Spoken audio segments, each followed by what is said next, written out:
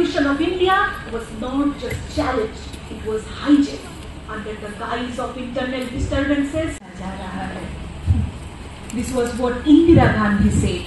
But today, myself, IG, not Indira Gandhi, but Ishita Ghosh can boldly say that it was not Rashtrapati Ji who declared emergency, but it was the then President Shri Fakhruddin Ali Ahmad on the advice of Srimati Indira Gandhi who declared a site of emergency, citing internal disturbances. पहले विवेक मर जाता है. They were blind because of their power. And I thank all the honorable members for their presence today. I, Sharuna Ghosh, being the leader of the opposition, believe that जैसे एक सिक्के की दो पहलू होती है, हर एक घटना की दो किस्से होती है. आज हमारी treasury bench who is sitting next to me will be stating that emergency was a black day. But BJP প্রদেশ মহিলা মোর্চার উদ্যোগে মক পার্লামেন্টে অনুষ্ঠিত হয় সোমবার আগরতলার মুক্তধারা প্রেক্ষাগৃহে। উপস্থিত ছিলেন রাজ্যের মুখ্যমন্ত্রী ডক্টর মানিক সাহা, বিজেপি প্রদেশ সভাপতি তথা সাংসদ রাজীব ভট্টাচার্য, মন্ত্রী সুশান্ত চৌধুরী, প্রদেশ মহিলা মোর্চার সভানেত্রী মিমি মজুমদার সহ অন্যান্যরা। এই দিনের এই মক পার্লামেন্টে মোট 16 জন অংশগ্রহণ করেন। মূল অনুষ্ঠান শেষে মক পার্লামেন্ট দেখেন মুখ্যমন্ত্রী। মানে গণতন্ত্রের হত্যা কাকে বলে আমার সেই ধারণা কিন্তু আমারও রয়েছে। আমাদের ত্রিপুরাতে তখন মুখ্যমন্ত্রী ছিলেন সুকুমার সেনগুপ্ত মহোদয়। আমরা দেখেছি কি অবস্থা ছিল, কখন যে কাকে জেলের ভিতর ঢুকিয়ে দেবে। এই maintenance of internal security act Misa, এই মিসার যে মানে কিভাবে প্রয়োগ হয়েছিল আমরা সবাই জানি।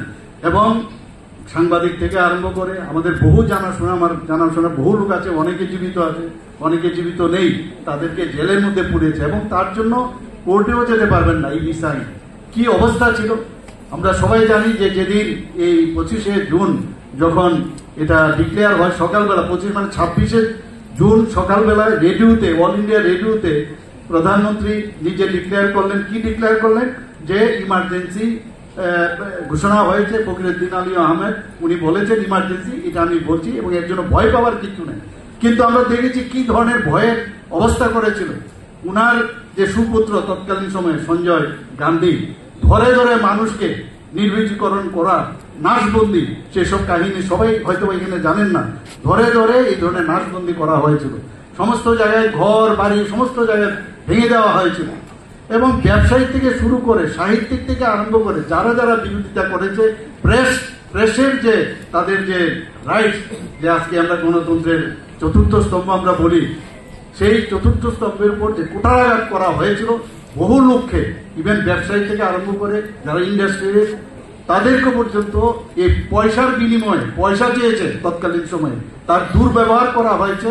এই যে আপনার এই মিসাইল বলেছে টাকা না দিলে হবে না। বিভিন্ন রাজ্যে সরকারের তখন বেশিরভাগ সরকার কংগ্রেসের পরিচালনাধীন ছিল, সেখান থেকে পয়সা নিয়ে যদি না পায় তাহলে জেলের ভিতর পুরে দিত। তখন এই অবস্থার মধ্যে দেশের মধ্যে যখন আন্দোলন গর্জে উঠল, আমাদের জেপি নারায়ণ, আপনারা সবাই জানেন যে উনার নেতৃত্বে, নারায়ণজির নেতৃত্বে বিহার থেকে উনি আন্দোলন সেই গান্ধী ময়দান থেকে উনি শুরু করেন এবং তারপরে উনার সাথে অটল বিহারী বাজপেয়ী থেকে শুরু করে আমাদের যারা লিডাররা আছেন, আমাদের আদবানিজি থেকে শুরু করে জর্জ ফার্নান্ডেস থেকে শুরু করে রাজনারায়ণ থেকে শুরু করে সবাইকে এরকম, বিশেষ করে আরএসএস এবং জনসংঘ তৎকালীন তাই সমস্ত লিডারকে জেলের মধ্যে পুরে দিয়েছেন।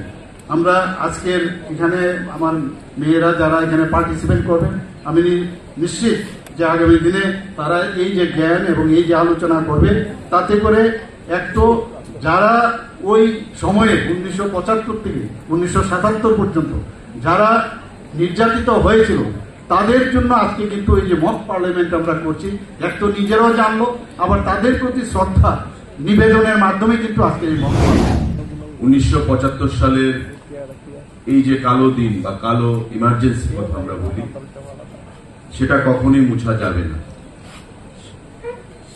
এক ব্যক্তির শাসন ক্ষমতা কায়েম করার জন্য এবং এক দলীয় শাসন ব্যবস্থা কায়েম করার জন্য 1975 সালের 25শে জুন ইমার্জেন্সি ঘোষণা করা হয়েছে। আমরা যারা ভারতবাসী আমাদের প্রত্যেকের রক্ষা কবচ হচ্ছে আমাদের সংবিধান, এবং যে সংবিধান রচয়িতারা রচনা করেছিলেন ভারতবর্ষের প্রতিটি অংশের মানুষকে সেফগার্ড দেওয়ার জন্য, তাদের অধিকারকে প্রতিষ্ঠা করার জন্য। এবং ভীমরাও আম্বেদকরের নেতৃত্বে যখন সংবিধান রচিত হয়েছিল, আমরা সবাই জানি যে কনস্টিটিউয়েন্ট অ্যাসেম্বলি তৈরি হয়েছিল, তারপর কমিটি এই সংবিধানকে রচনা করেছিল। তার এইটা প্রিয়েম্বল, প্রতিটা সংবিধান একটা প্রিয়েম্বল, যেটা আমাদের ভারতবর্ষের সংবিধানের একটা প্রিয়েম্বল রয়েছে, যেটা সংবিধানের মূল সার কথা, মূল বিষয়বস্তু।